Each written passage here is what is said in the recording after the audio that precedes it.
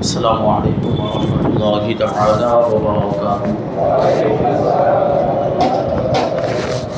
نحمده ونصلي ونسلم على رسوله الكريم اما بعد فاعوذ باللہ من الشیطان الرجیم بسم اللہ الرحمن الرحیم انما یخشی اللہ من عباده العلماء صدق اللہ العظیم۔ آئیے ہم اور آپ سب سے پہلے حضور سرور کائنات، فخر موجودات، باعث تخلیق کائنات، احمد مجتبی محمد مصطفیٰ صلی اللہ علیہ وسلم کی مقدس بارگاہ میں درود و سلام کا ہدیہ پیش کریں اور پڑھیں اللہم صلی علی سیدنا و مولانا محمد معدن الجود والکرم وآلہ الکرام وابنہ الکریم وبارک وسلم الصلاۃ والسلام علیک یا رسول اللہ صلی اللہ تعالی علیہ وسلم۔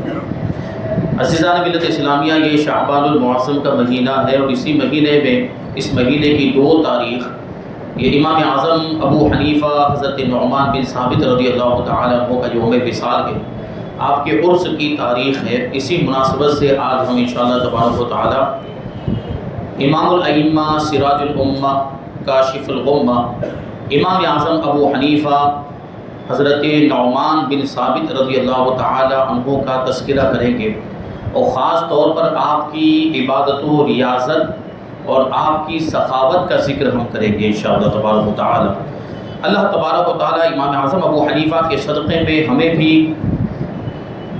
بہترین انداز میں کما حقہ اپنی عبادت کرنے کی توفیق عطا فرمائے، اور ان کی سخاوت کا صدقہ اللہ تبارک و تعالی ہمیں بھی عطا فرمائے۔ امام اعظم ابو حنیفہ رضی اللہ تعالی عنہ کے ہم ماننے والے، ہم ان کے مقلد ہیں، اور انہی کی طرف نسبت کرتے ہوئے ہم اپنے آپ کو حنفی کہتے ہیں، انہی کے طریقے پر مسلک کے اعتبار سے ہم عمل کرتے ہیں۔ امام اعظم ابو حنیفہ رضی اللہ تعالی عنہ دیکھیں کتنا اونچا مقام و مرتبہ ہے، اور یہ مقام و مرتبے کیسے ملتے ہیں؟ بندہ پھر ویسی عبادت بھی کرتا ہے، ویسی ریاضت کرتا ہے، اللہ کو راضی کرنے کی کوشش کرتا ہے۔ امام اعظم ابو حنیفہ رضی اللہ تعالیٰ عنہ کی عبادت اور ریاضت کی اگر ہم بات کریں تو علامہ ابن حجر مکی رحمۃ اللہ تعالیٰ علیہ فرماتے ہیں کہ امام اعظم ابو حنیفہ رضی اللہ تعالیٰ عنہ کا پوری رات عبادت کرنا اور تہجد پڑھنا یہ تواتر کے ساتھ ثابت ہے۔ امام اعظم ابو حنیفہ رضی اللہ تعالیٰ عنہ کثرت کے ساتھ قیام کیا کرتے تھے، قیام یعنی نماز کے اندر قیام بہت لمبا کرتے تھے، اور کثرت قیام کی وجہ سے امام اعظم ابو حنیفہ رضی اللہ تعالیٰ عنہ کو وتد یعنی کیل کہا جاتا تھا۔ کوئی کیل ہو جس کو دیوار میں ٹھوک دیا جائے تو وہ کیسی سیدھی وہاں پہ لگ جاتی، کھڑی ہو جاتی۔ امام اعظم ابو حنیفہ رضی اللہ تعالیٰ عنہ نماز میں رات کو اور رات بھر جاگ کر عبادت کرتے اور قیام لمبا کرتے تھے، اور دیکھنے والے دیکھتے تو ایسا لگتا تھا کہ جیسے زمین میں کوئی کیل ٹھوک دی گئی ہو، اس انداز میں عبادت کیا کرتے تھے۔ اور آپ کے بارے میں روایتوں میں آیا ہے کہ 30 سال تک امام اعظم ابو حنیفہ رضی اللہ تعالیٰ عنہ نے ایک رکعت میں پورا قرآن مجید ختم کر دیا، اور 40 سال تک عشاء کے وضو سے فجر کی نماز ادا فرمائی ہے۔ اس کا کیا مطلب ہوتا ہے؟ عشاء کے وضو سے فجر کی نماز ادا کرنے کا مطلب یہ ہوتا ہے کہ پوری رات جاگتے تھے اور پوری رات عبادت کیا کرتے تھے، نوافل پڑھا کرتے تھے، اور تہجد کے پابند تھے، کیونکہ سونے سے وضو ٹوٹ جایا کرتا ہے۔ امام اعظم ابو حنیفہ کا وضو باقی رہتا تھا، اس لیے کہ آپ سوتے ہی نہیں تھے بلکہ پوری رات جاگ کر اپنے رب کی عبادت کیا کرتے تھے۔ یہ امام اعظم ابو حنیفہ رضی اللہ تعالیٰ عنہ کی عبادت کا عالم ہے، اور یہ عبادت یہ اتنی زیادہ محنت و مشقت کیوں کرتے تھے؟ اس کے پیچھے بھی ایک واقعہ ہے کہ ایک مرتبہ امام اعظم ابو حنیفہ رضی اللہ تعالیٰ عنہ کہیں جا رہے تھے کہ راستے میں ایک شخص کو یہ کہتے ہوئے سنا کہ دیکھو یہ امام ابو حنیفہ ہیں جو رات بھر جاگتے ہیں، عبادت کرتے ہیں اور سوتے نہیں ہیں۔ امام اعظم ابو حنیفہ رضی اللہ تعالیٰ عنہ کے ساتھ آپ کے شاگرد امام ابو یوسف تھے۔ آپ نے ان سے فرمایا کہ ابو یوسف دیکھیں سبحان اللہ، یہ اللہ تبارک و تعالیٰ کی شان ہے کہ لوگوں میں ہمارا اس قسم کا چرچا کر دیا ہے، لیکن یہ کتنی بری بات ہے کہ ہمارے بارے میں لوگ وہ بات کرتے ہیں جو ہم میں نہیں پائی جاتی، لہٰذا ہمیں لوگوں کے گمان کے مطابق بننا چاہیے، لوگوں کے گمان کے مطابق ہمیں اپنے آپ کو تبدیل کرنا چاہیے۔ اس کے بعد امام اعظم امام ابو یوسف سے فرماتے ہیں کہ خدا کی قسم اب لوگ ہمارے بارے میں وہ بات نہیں کہیں گے جو ہم میں نہیں پائی جاتی۔ اس کے بعد امام اعظم ابو حنیفہ رات بھر عبادت کرنے لگ گئے، رات بھر گریہ و تعالیٰ کی عبادت میں اور گریہ و زاری میں، دعا توبہ اور استغفار میں گزارنے لگ گئے، کیونکہ لوگوں میں یہ مشہور ہو گیا تھا کہ امام اعظم ابو حنیفہ رات بھر عبادت کیا کرتے، جبکہ پہلے تو کبھی کبھی آرام بھی کر لیا کرتے تھے، پہلے کبھی سو بھی جایا کرتے تھے، لیکن جب لوگوں کو یہ کہتے ہوئے سنا کہ یہ امام اعظم ابو حنیفہ ہیں جو رات بھر عبادت کرتے ہیں اور سوتے نہیں ہیں، تو اس کے بعد امام اعظم نے سونا ہی چھوڑ دیا تھا۔ حضرت مسعود ابن قدام رضی اللہ تعالیٰ عنہ بیان کرتے ہیں کہ میں ایک مرتبہ امام اعظم ابو حنیفہ رضی اللہ تعالیٰ عنہ کی مسجد میں پہنچا تو میں نے کیا دیکھا کہ امام اعظم ابو حنیفہ رضی اللہ تعالیٰ عنہ نے فجر کی نماز ادا کی، فجر کی نماز سے فارغ ہونے کے بعد اپنے شاگردوں کو پڑھانا شروع کر دیا، علم دین سکھانے میں مشغول ہو گئے، ظہر کی نماز تک پڑھاتے رہے، درس و تدریس میں مشغول رہے، پھر ظہر کی نماز ادا فرمائی اور ظہر کے بعد پھر سے پڑھانا شروع کر دیا، پھر سے علم دین سکھانے میں مشغول ہو گئے، یہاں تک کہ عصر کی نماز کا وقت ہو گیا۔ عصر کی نماز تک امام اعظم ابو حنیفہ رضی اللہ تعالیٰ عنہ اپنے شاگردوں کو پڑھاتے رہے اور علم دین سکھاتے رہے۔ یہی سلسلہ عصر و مغرب کے درمیان بھی جاری رہا، مغرب اور عشاء کے درمیان بھی یہی سلسلہ جاری رہا۔ امام اعظم ابو حنیفہ رضی اللہ تعالیٰ عنہ فجر کے بعد سے لے کر عشاء تک علم دین سکھاتے رہے، اپنے شاگردوں کو تعلیم دیتے رہے۔ پھر میں نے کیا دیکھا کہ عشاء کی نماز سے فارغ ہونے کے بعد امام اعظم ابو حنیفہ رضی اللہ تعالیٰ عنہ اپنے مکان میں تشریف لے گئے، اپنے گھر تشریف لے گئے، تو حضرت مسعود ابن قدام رضی اللہ تعالیٰ عنہ کہتے ہیں کہ مجھے تعجب ہوا کہ پورا دن تو تدریس و درس و تدریس میں گزرتا ہے، پورا دن تو لوگوں کو پڑھانے میں گزرتا ہے، پورے دن کی تو یہ مصروفیات ہے، پورا دن تو پڑھانے میں مشغول رہتے ہیں، تو نوافل پڑھنے کا وقت کب ملتا ہوگا، رات کی عبادت کا وقت کب ملتا ہوگا؟ یقیناً رات کو جا کر گھر پہ سو جاتے ہوں گے، گھر پر جا کے آرام کرتے ہوں گے۔ یہ حضرت مسعود ابن قدام نے سوچا تھا اور انہوں نے یہ ارادہ کیا کہ میں امام اعظم ابو حنیفہ پر نظر رکھوں گا۔ یہ نظر رکھنا جاسوسی کے طور پر نہیں تھا،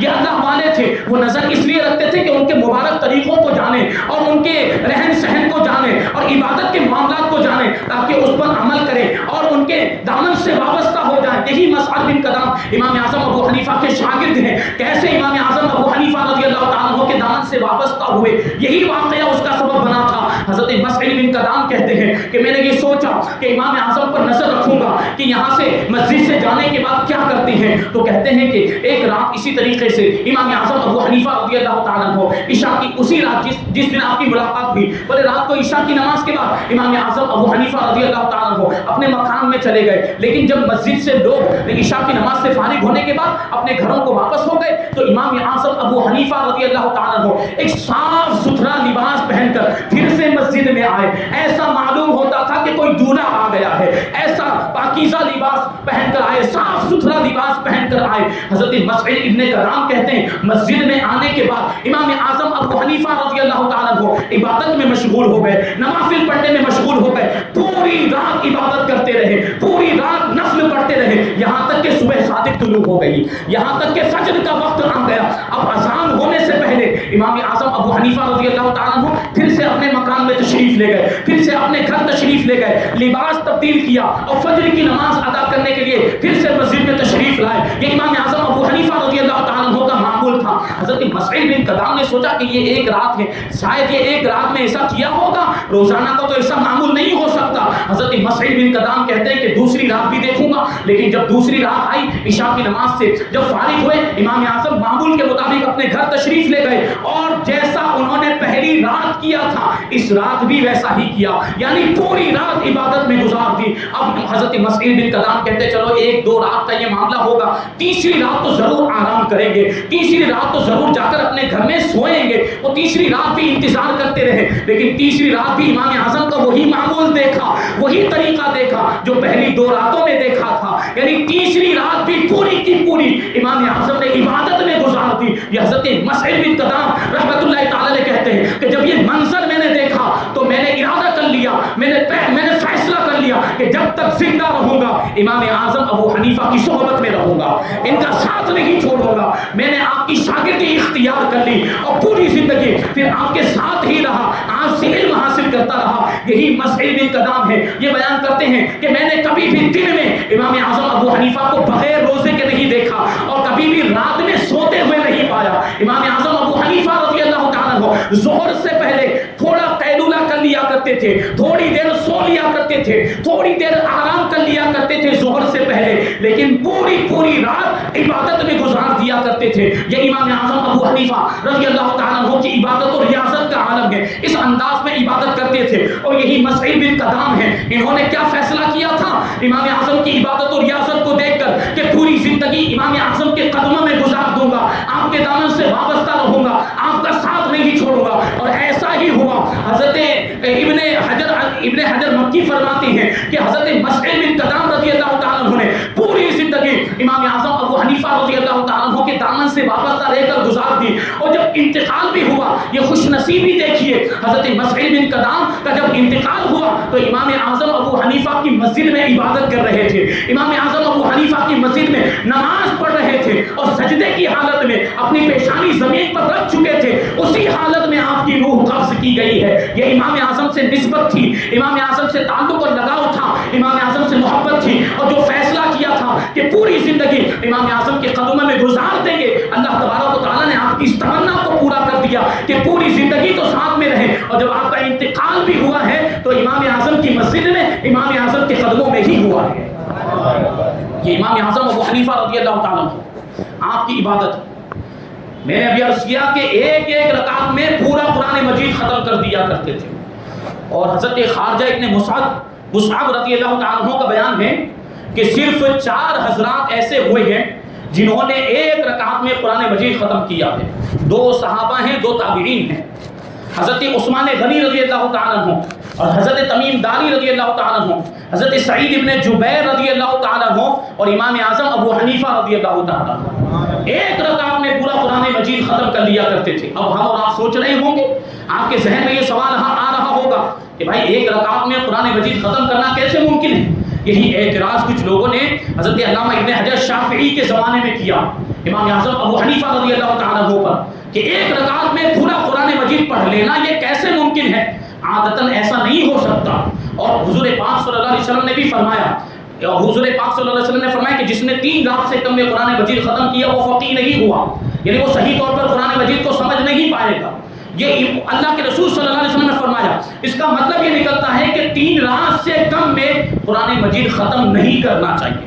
3 رات سے کم میں قرآن مجید ختم کرنے سے حضور پاک صلی اللہ علیہ وسلم نے منع فرمایا, جبکہ امام اعظم ابو حنیفہ رضی اللہ تعالیٰ عنہ کو ایک رات میں کیا ایک ہی رکعت میں پورا قرآن مجید ختم کر دیا کرتے تھے. تو علامہ ابن حجر شافعی رحمۃ اللہ تعالیٰ نے اس اعتراض کا جواب دیتے ہیں کہ حدیث پاک کے اندر جو حکم آیا ہے وہ ان لوگوں کے لیے ہے جو صاحب کرامت نہیں ہوتے, یہ اللہ والوں کی کرامتیں ہیں. امام اعظم ابو حنیفہ صاحب کرامت تھے جو ایک رکعت میں پورا قرآن مجید ختم کر دیا کرتے تھے. یہ اللہ والوں کا مقام و مرتبہ کہ اللہ تبارک و تعالیٰ ان کے لیے, اپنے ولیوں کے لیے, اپنے محبوب بندوں کے لیے وقت میں وسعت عطا فرما دیتا ہے, وقت میں برکت عطا فرما دیا کرتا ہے. قرآن مجید ان کے لیے پڑھنا بھی آسان ہو جاتا ہے, یاد کرنا بھی آسان ہو جاتا ہے, اور اس کو جو ہے کہ کم وقت میں تلاوت کرنا بھی آسان ہو جاتا ہے. یہ تو دیکھیں کہ صحابہ کرام اور تابعین نے ایک ایک رات میں قرآن مجید ختم کیا, بلکہ بعض حضرات تو وہ تھے کہ جنہوں نے عصر اور مغرب کے درمیان 4 مرتبہ قرآن مجید ختم کی. کہ امام اعظم ابو حنیفہ کی شان, ایک رکعت میں پورا قرآن مجید ختم کر دیا کرتے تھے. اور امام ابو یوسف آپ کے شاگرد ہیں, وہ بیان کرتے ہیں کہ امام اعظم ابو حنیفہ رضی اللہ تعالیٰ عنہ ایک رکعت میں پورا قرآن مجید ختم کرتے. اور رمضان المبارک میں آپ کا معمول یہ تھا کہ اکثر و بیشتر 62 قرآن مجید ختم کرتے تھے. کتنے؟ 62 قرآن مجید ختم کرتے تھے.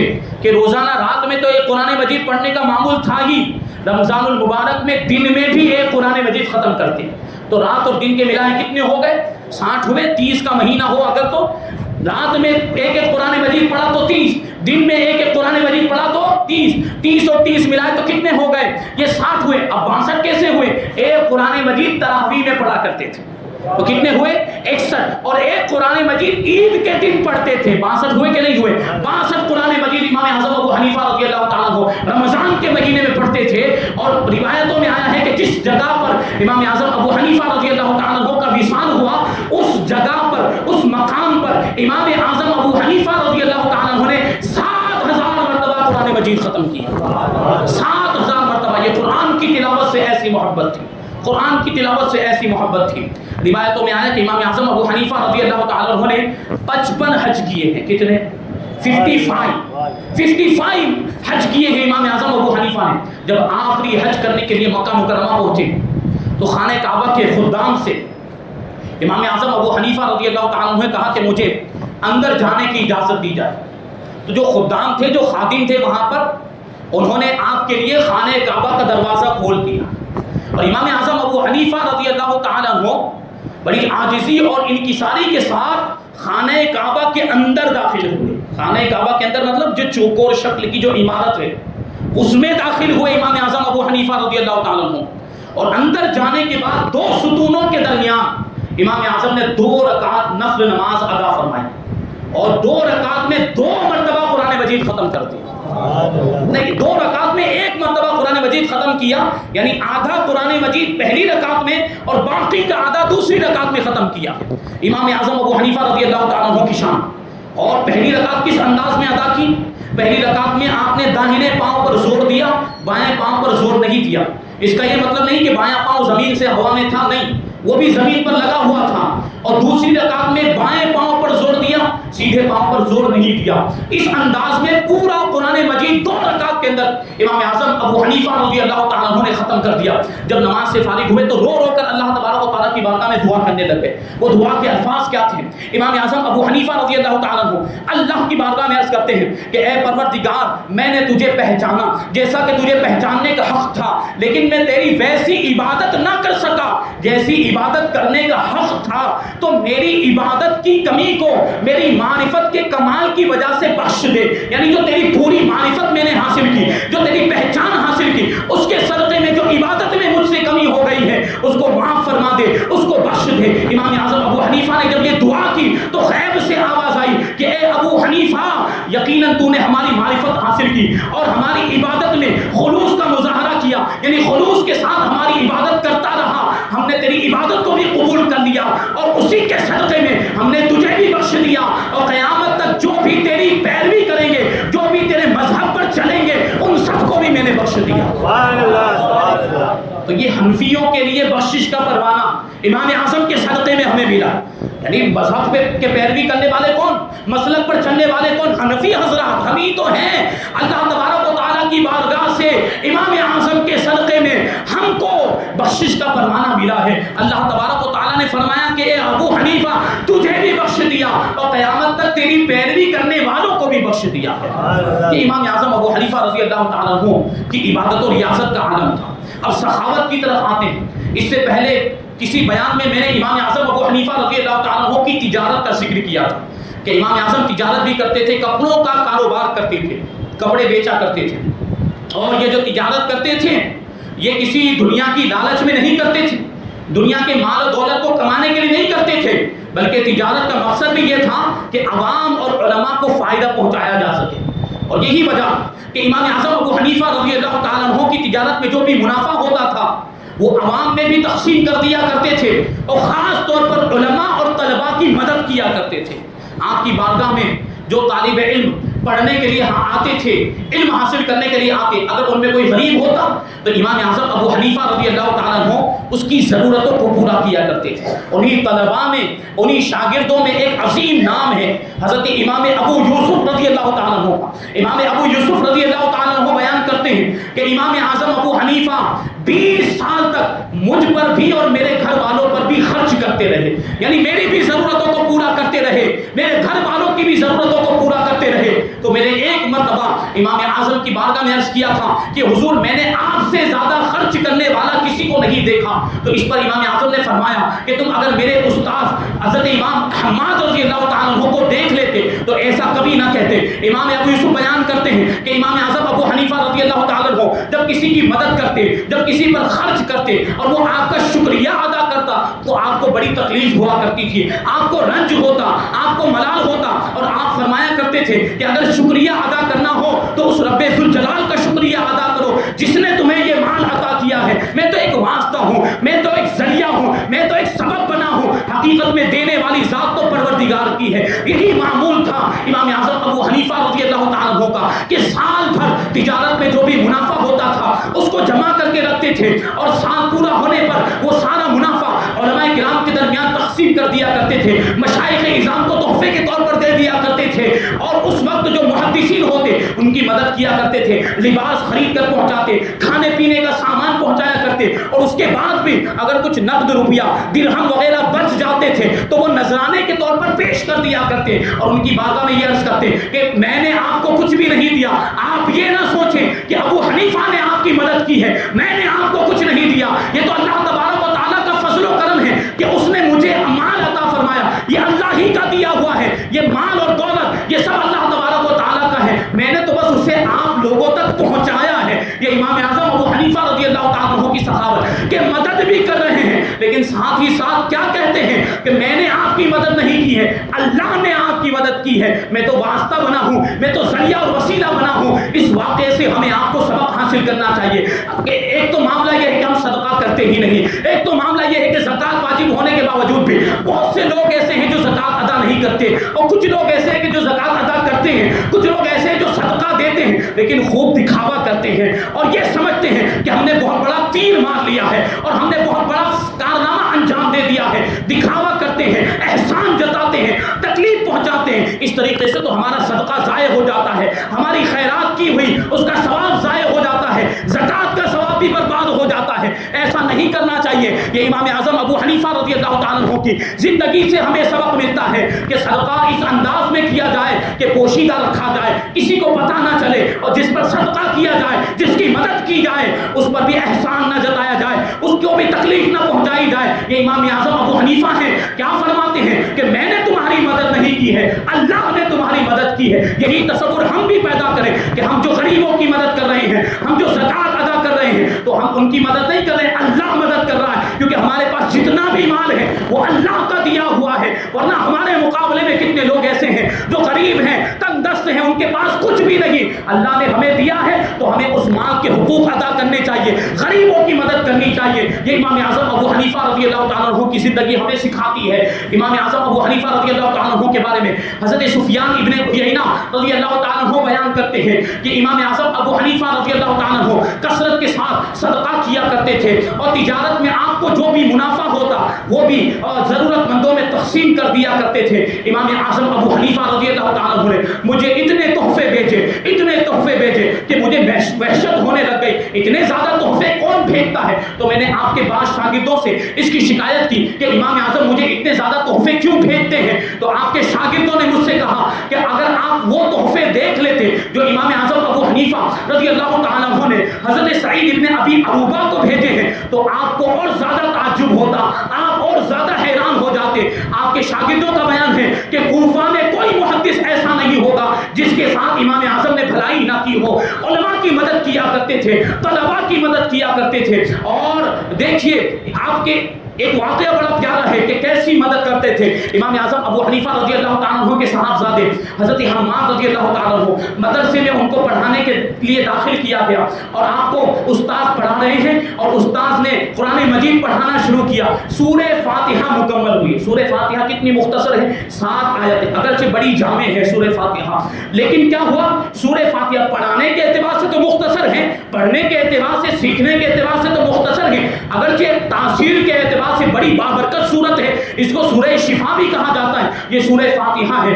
امام اعظم رضی اللہ تعالیٰ عنہ کے بچے کو حضرت حماد کو جب ان کے استاذ نے سورہ فاتحہ پڑھائی اور جب سورہ فاتحہ مکمل ہو گئی تو امام اعظم ابو حنیفہ نے اپنے بچے کے استاذ کو 1000 درہم نذرانے کے طور پر عطا فرمایا۔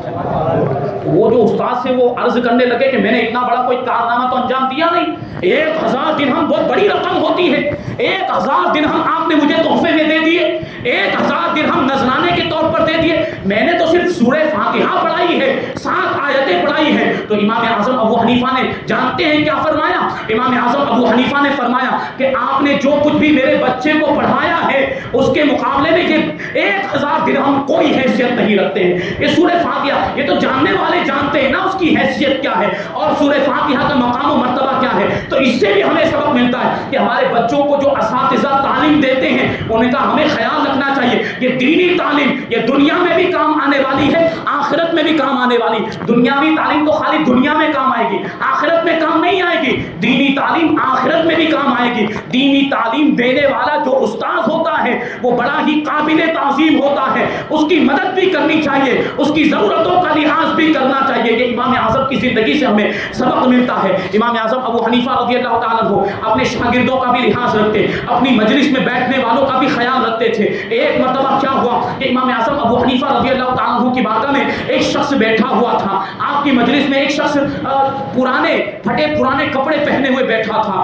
جب لوگ جانے لگے مجلس ختم ہونے کے بعد، تو امام اعظم ابو حنیفہ نے اس شخص سے فرمایا کہ آپ ٹھہر جانا۔ امام اعظم نے بعد میں اس سے ارشاد فرمایا کہ جاؤ، میری جو جائے نماز ہے یعنی جو مصلی ہے اس کے نیچے جو کچھ بھی رکھا ہوا ہے وہ لے لو اور اپنی حالت کو سدھارو، یعنی اچھے کپڑے خرید کر اچھے کپڑے پہنو۔ تو وہ شخص گیا اور جائے نماز کو اٹھایا۔ جب اس نے مصلی کو اٹھایا تو اس کے نیچے 1000 درہم ملے۔ تو وہ کیا کہنے لگا؟ امام اعظم سے کہنے لگا کہ میں تو دولت مند ہوں، میں تو مالدار ہوں، مجھے ان درہموں کی ضرورت نہیں ہے۔ تو امام اعظم ابو حنیفہ رضی اللہ تعالیٰ عنہ نے فرمایا کہ جب تم مالدار ہو تو پھٹے پرانے کپڑے کیوں پہنتے ہو؟ حدیث پاک کیا تم نے نہیں سنے جس میں یہ فرمایا گیا کہ اللہ تبارک و تعالیٰ اپنے بندوں پر اپنی نعمتوں کا اثر دیکھنا پسند کرتا ہے، یعنی اللہ نے نعمتیں عطا کی ہیں تو وہ نعمت تمہارے ظاہر سے نظر بھی آنی چاہیے، اس کا اثر نمایاں ہونا چاہیے۔ تم مال و دولت والے ہو، تم امیر ہو تو اچھا لباس پہنو، یہ پھٹا پرانا کپڑا کیوں پہنتے ہو؟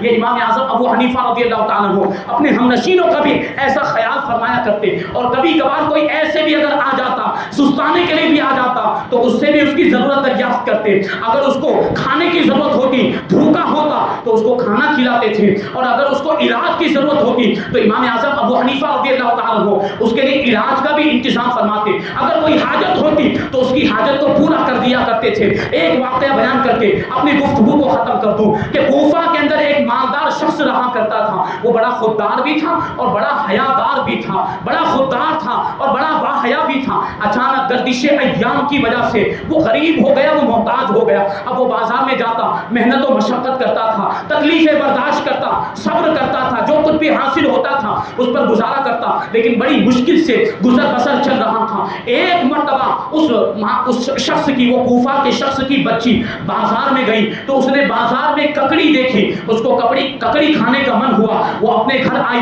اپنی ماں سے کہنے لگی کہ مجھے ککڑی چاہیے، ککڑی خریدنے کے لیے مجھے پیسے دیجیے۔ تو ماں کے پاس دینے کے لیے کچھ بھی نہیں تھا، ماں اسے کچھ بھی نہیں دے سکی کیونکہ گھر کا سارا سامان پہلے ہی بک چکا تھا۔ ماں جب کچھ نہیں دے پائی تو بچی رونے لگ گئی۔ بچی کی تکلیف باپ سے نہیں دیکھی گئی۔ باپ جب شام کو واپس آیا تو بچی کو روتے ہوئے پایا تو اس نے امام اعظم ابو حنیفہ رضی اللہ تعالیٰ عنہ سے مدد مانگنے کا ارادہ کیا۔ وہ امام اعظم کی مجلس میں گیا، لیکن خودداری کی وجہ سے، حیا اور شرم کی وجہ سے کچھ بھی کہہ نہیں سکا۔ امام اعظم کی بارگاہ میں اس کی زبان نہیں کھل سکی، لیکن یہ امام اعظم ابو حنیفہ رضی اللہ تعالیٰ عنہ صاحب فراست تھے۔ اپنی فراست باطنی کے ذریعے سے اس کی حالت کو معلوم کر لیا اور آپ جان گئے کہ اس کو کوئی حاجت ہے۔ امام اعظم ابو حنیفہ رضی اللہ تعالیٰ عنہ نے اس کے مطابق جب وہ گھر واپس چلا گیا کچھ بھی نہیں مانگا، اور گھر جا کر اپنی بیوی سے کہنے لگا کہ میں شرم کی وجہ سے، اپنی حیا کی وجہ سے امام اعظم ابو حنیفہ کی بارگاہ میں اپنا ارادہ ظاہر نہیں کر پایا۔ لیکن امام اعظم ادھر سمجھ گئے تھے کہ اس کو کوئی ضرورت ہے، اس کو کوئی حاجت ہے، چنانچہ اپنے خادم کو اس کے گھر بھیجا حالات معلوم کرنے کے لیے۔ آپ کا خادم گیا، اس کے گھر کی حالت دریافت کر کے آیا اور امام اعظم ابو حنیفہ رضی اللہ تعالیٰ عنہ کو سارے حالات سے واقف کیا، سارے حالات سے آگاہ کیا کہ وہ بڑا غریب ہے اور اس کی بچی رو رہی ہے، اس کو ککڑی کھانی ہے، ککڑی کھلانے کے لیے ان کے پاس پیسے نہیں ہے، ککڑی خریدنے کے لیے ان کے پاس پیسے نہیں ہے۔ اب دیکھیں امام اعظم ابو حنیفہ رضی اللہ تعالیٰ عنہ کا خلیفہ امام اعظم ابو حنیفہ نے کیا کیا؟ ایک تھیلی میں 5000 درہم ڈالیں گے، ایک تھیلی میں 5000 درہم لے کر امام اعظم ابو حنیفہ رضی اللہ تعالیٰ عنہ کوفہ میں اس شخص کے گھر پر پہنچے، اور گھر کے دروازے پر دستک دینے کے بعد امام اعظم ابو حنیفہ رضی اللہ تعالیٰ عنہ نے آواز لگائی کہ میں تمہارے گھر کے دروازے پر یہ ایک تھیلی رکھ کر جاتا ہوں، اس میں ایک چیز ہے وہ تمہارے لیے ہے، اسے تم لے لینا۔ یہ کہہ کر امام اعظم ابو حنیفہ رضی اللہ تعالیٰ عنہ وہاں سے واپس ہو گئے۔ جب وہ شخص دروازے پر آیا تو اس نے وہ تھیلی دیکھی، جب تھیلی کو کھولا تو اس میں 5000 درہم موجود تھے، اور ساتھ ہی ایک پرچی بھی تھی، اس پرچی میں لکھا ہوا تھا کہ میں ابو حنیفہ ہوں، یہ 5 درہم، یہ 5000 درہم میری حلال کمائی کے ہیں، یہ تمہارے لیے میں رکھ کر گیا ہوں، اسے استعمال کرو اور اسے واپس نہ کرنا۔ یہ امام اعظم ابو حنیفہ رضی اللہ تعالیٰ عنہ کے مدد کرنے کا طریقہ تھا۔ کیونکہ وہ جانتے تھے کہ خوددار ہے، وہ جانتے تھے کہ حیادار ہے، ایسے سامنے سے دیا جائے گا تو قبول نہیں کرے گا خودداری کی وجہ سے، اس لیے یہ طریقہ اختیار فرمایا، یہ حکمت عملی اختیار فرمائی کہ اس کے دروازے پر رکھ کر آ گئے، ساتھ میں پرچی بھی رکھ دی کہ یہ میری حلال کمائی ہے، اسے استعمال کرو اور اسے واپس کرنے کی ضرورت نہیں ہے۔ یہ امام اعظم ابو حنیفہ رضی اللہ تعالیٰ عنہ کی زندگی ہے جو ہمیں سکھاتی ہے کہ عبادت کیسے کی جائے اور سخاوت کا معاملہ کیسا ہونا چاہیے۔ اللہ تبارک و تعالیٰ کی بارگاہ میں دعا ہے کہ اللہ تبارک و تعالیٰ ہمیں امام اعظم ابو حنیفہ رضی اللہ تعالیٰ عنہ کی عبادت کا بھی صدقہ عطا فرمائے اور آپ کی سخاوت کا بھی صدقہ عطا فرمائے، آپ کے دامن سے وابستہ رہنے اور کما حق ہو آپ کی تقلید کرنے کی توفیق عطا فرمائے، ایمان کی سلامتی عطا فرمائے اور ایمان پر ہی ہم سب کا خاتمہ فرمائے۔ وما علینا الا البلاغ۔